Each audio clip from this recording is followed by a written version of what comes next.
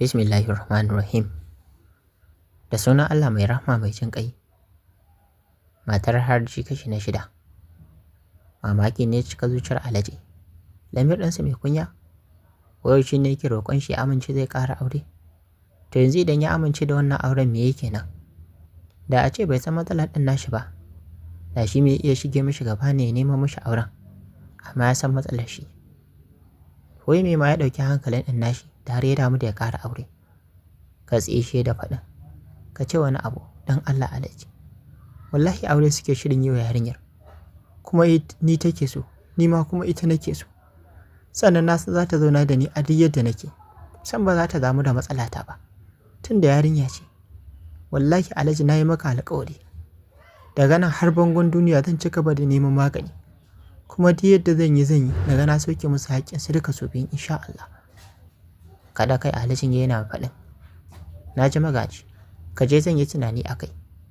Yau waya maganar tafiyar ka Legas. Sai da ya jagoran numfashin nan sannan ya sauke na faɗin, sun yi falsun ɗina tun satin ma da ya wuce, kawai wannan maganar ce ta hana ni tafiya. Na fi son a haka komai kafin na tafi. In ya so tun da Mabaruka tana aiki a nan, idan aka ɗaura min aure kawai sai in tafi da ita Hauwa. Shiru Alhaji ya yi, mafa haka maganar ɗin nashi take. Akwai abin dubawa don da lalacewar namiji mace kusa da shi matuƙar garkuwa ce. Ko banza sa ya hira ya ce ta bashi wani abu ta bashi. Ajiyar zuciya Alhajin ya sauke yana faɗin, ka je, idan na yi nazari zan neme ka.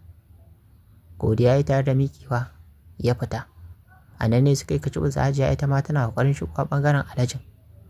Sai daga ban shi wani mugun faɗuwa ya tsuguna har ƙasa yana faɗin, ina kwana Hajiya? Ta a baki ta tana faɗin, kai kuma lafiya na ganka tun da wannan sanyin safiyar? Shafa kan shi yana faɗin, na zo na ga Alhaji ne.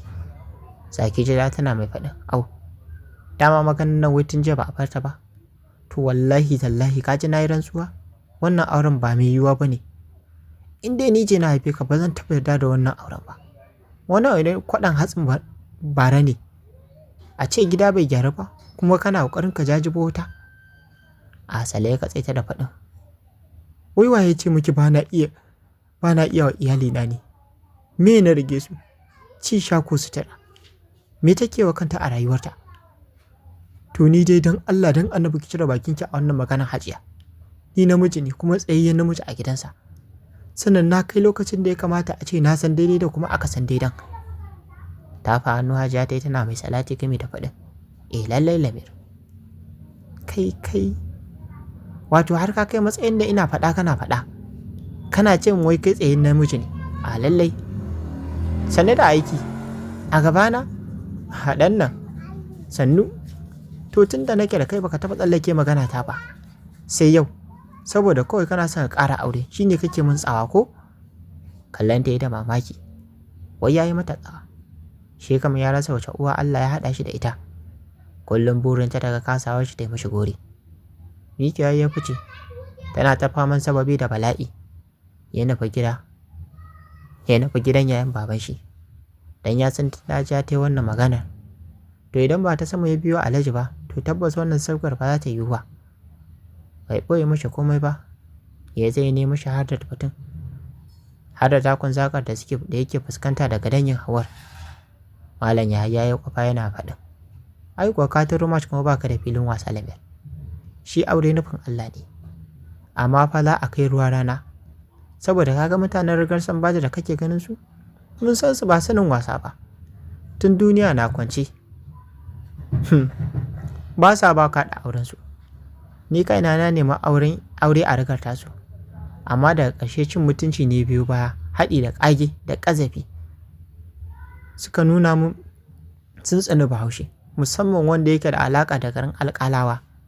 Lamir, abubuwa da yawa suka ja wannan gabar fa. Saboda haka in dai za ka ji shawarata, to kawai ka janye wannan auren. Ba gidan Adaji ba, saboda tijararin Bafulatani ne, fiye da kwatancenka. Shi duk cikin 'ya'yan Madduba Dorange shi ne bauɗaɗɗe a cikinsu, kuma shi ne ya sanadiyar bauɗar da sauran 'yan uwan nashi. Wallahi ni kaina tsoronsa nake ji. Sau 3 suna fasa min gilashin mota kawai saboda wani dalili nasu mara kan gado. Ɗaukuwa ya cikin yanayin tashin hankali yana faɗin, malam ita fa yarinya tana suna. Dan Allah ku je ku nemi aurenta. Idan suka gan ku kila za su yarda da gaske nake son ta ba yarda su nake so ne ba. Kamar yadda suke zato. Don wallahi tallahi wani abu nake ji a cikin ƙarshen zuciyata na santa. Shiru malam yayi kana ya ce da shi, shikenan. Ka je insha Allah za a yi abin da ya dace. Amma kai ma fa sai ka dage da addu'a. Dan wallahi tsoron sherri da kuma kaidin fulanin can nake yi. Godiya yayi sosai. Ya miƙe ya tafi gidan shi. Zuciyar shi ta ɗan saki. Yana ƙarasa gidan nashi ya fakin. Ya nufi cikin gidan bakin shi ɗauke da sallama. Suna zaune a dining table suna breakfast. Gabansa ba ƙaramin faduwa yake ba. Da ganin irin kallon da Mabruka take mishi. Ya dake ya sanya wa kansa wani ƙarfin hali da juriya. Ya matsa kusa da ita ya yi kisan ɗin koshinta sannan ya ce da ita, wife, kin tashi lafiya? Ajiyar zuciya ta sauke. Tana mai kwantowa cikin shi gami da faɗin, a Alamir, fil ɗinka kawai nake jin kusa da nake ji. Kusan wata 3 kenan. Ana ƙoƙarin a shiga na wata 4, amma ka ƙi kula ni. Ni kam dan Allah yau ka yi wani abu akai. Zama ya kusa da ita yana mai sa hannun shi gami da faɗin, gashi ina sauri zan tafi Lagos. Ki bi ni bashi idan na dawo zan yi miki yadda kike so. Kin ji kotawa? Miƙiya tai a mugun hasala ta fara magana. Kullum abin da ka iya faɗa kenan. Kullum kai a cikin kawo uzuri kake Lamir. Wani ka fi kowa uzuri ne a duniyar nan? Ko kuwa me kamar yadda ni? Babu fa, dole a cikin auren nan matsawar ba za ka iya ba. Ni kam dai na gaji Lamir. Dole ne wai? Wallahi a yau dole ne ko dai ka sauke min haƙƙina ko kuma ka san abin yi. Hannu ta ɗora aka gami da fashewa da matsancin kuka. Tara sakin fado da ke hannu tana faɗin, ni kam na shiga uku. Wai ni dan Allah wani irin miji Allah ya bani?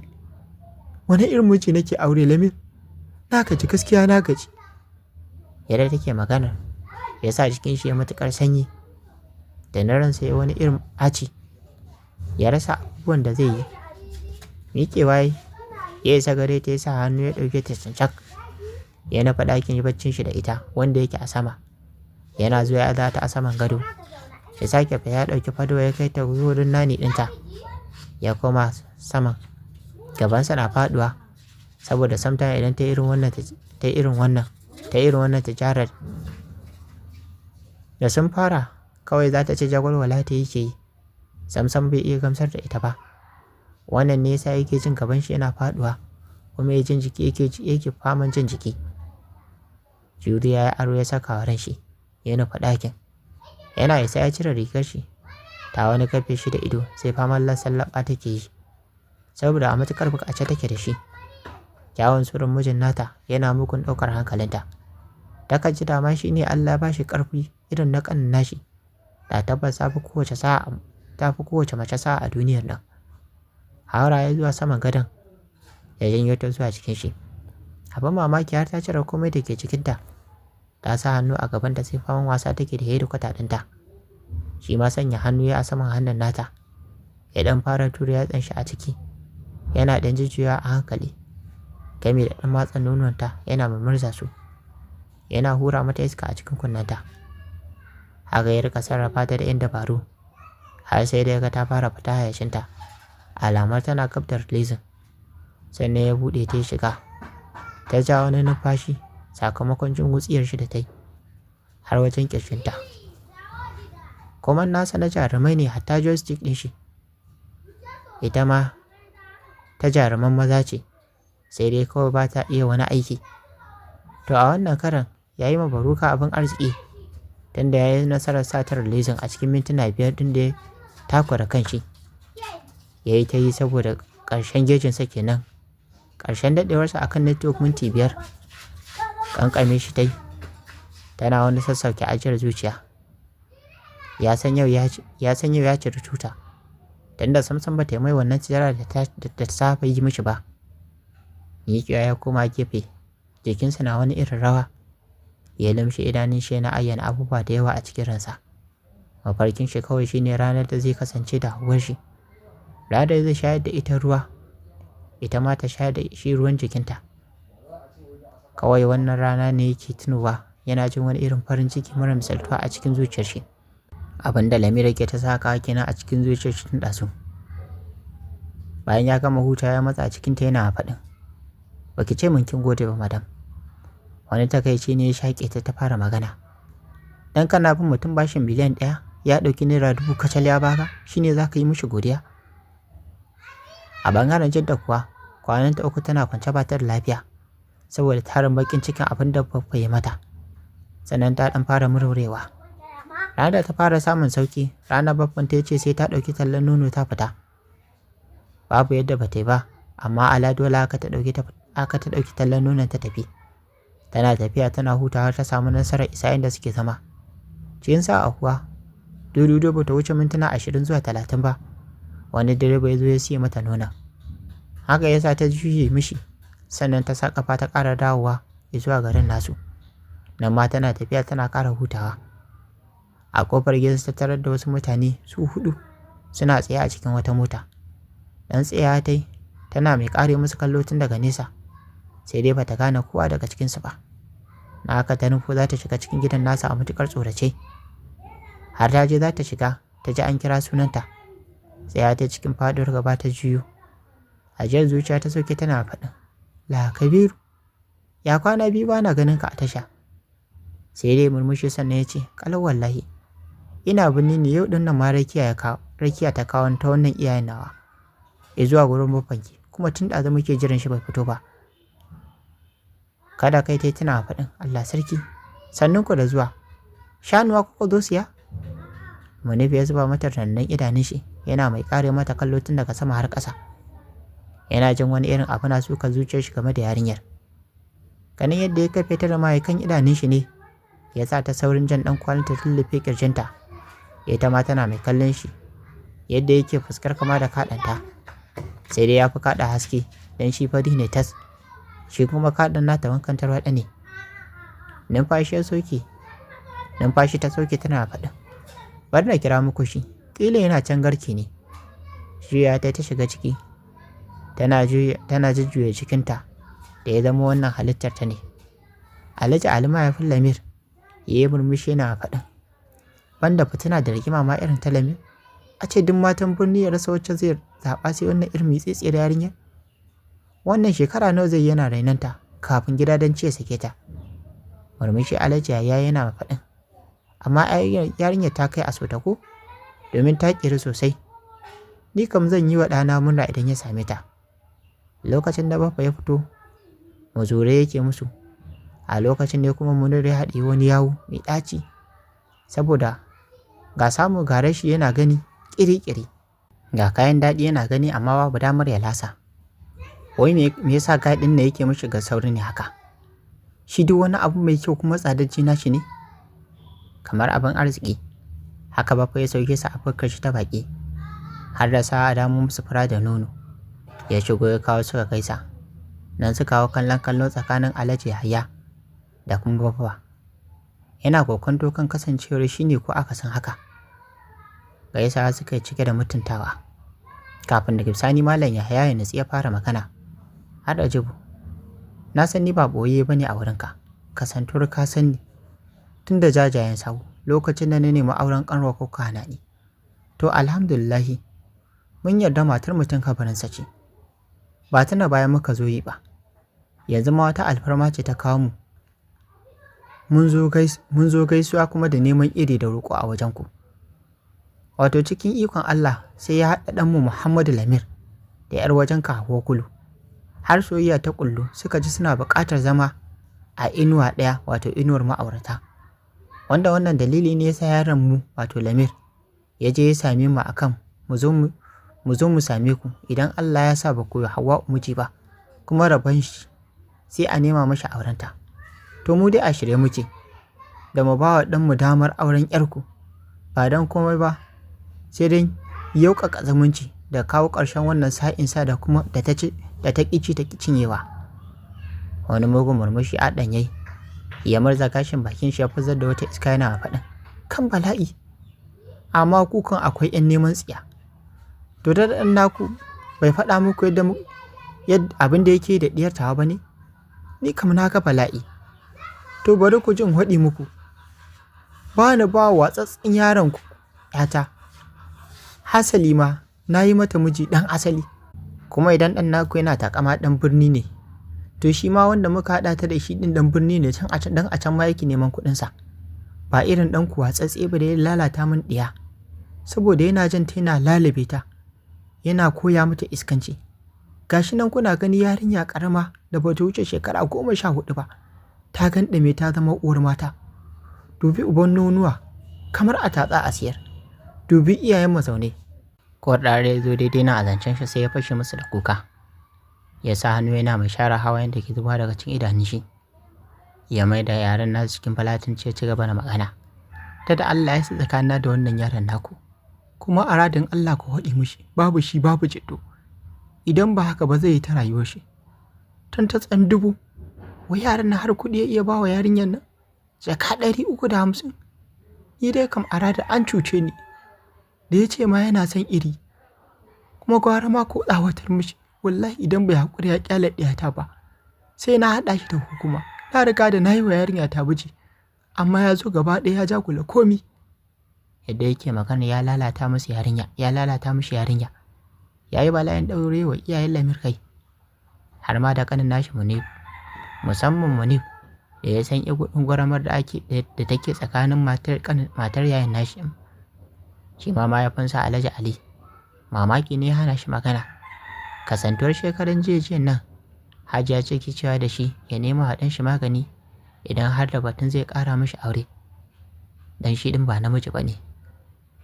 Wucewa bakwai yana mai faɗin, idan kun gama ku rufo min ɗaki, ni dai na yi gaba.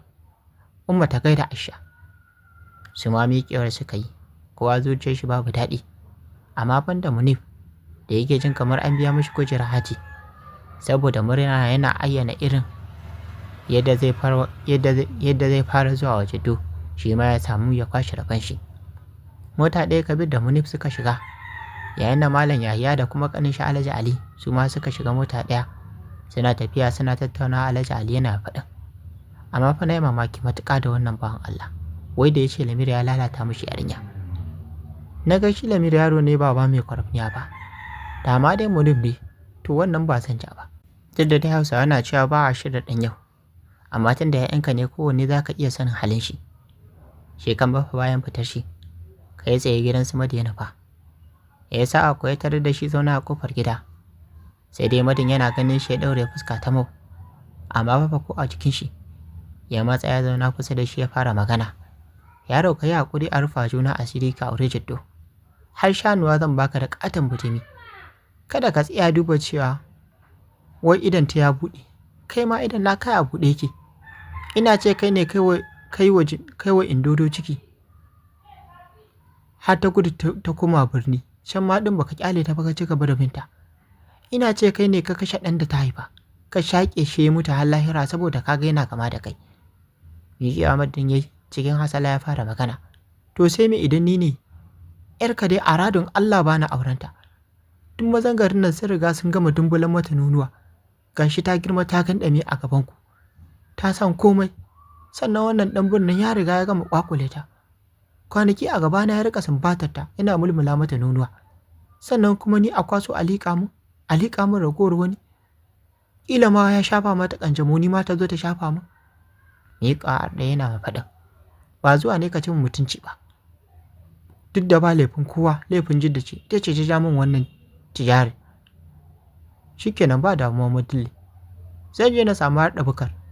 Na san dama shi ya fi son irin auren irin waɗannan yaran. Ina faɗi mishi zai saki matar shi ta 4, ya maye gurbin ta da ita jiddo ɗin. Daga haka ya sa ka yi gaba. Yana ta jin wani ɗaci a cikin zuciyar shi sakamakon cin mutuncin da Madin ya mace. To fa, jidda kina ta ganin ta kanki. Wato har shanuwa da bujimi za a bada saboda a samu a aure ki. Ga kuma wani can yana fama da ciwon zuciya saboda an hana shi auren ki. To, koya za ta kaya? Kowa ya dai nasarar ɗauke jiddo?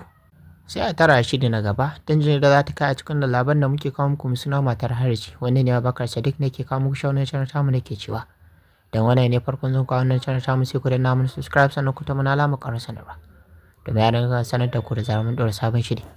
Kana ku ta wani alamar like domin ƙara mana ƙwarin gwiwa. Sannan ku sha na wannan bidiyon ga abokananku da ke sa Facebook. Sannan kuna tamar ajiye rayu ƙorafi ko ba kuma session game da duk lafi da muke kawo muku. A huta lafiya.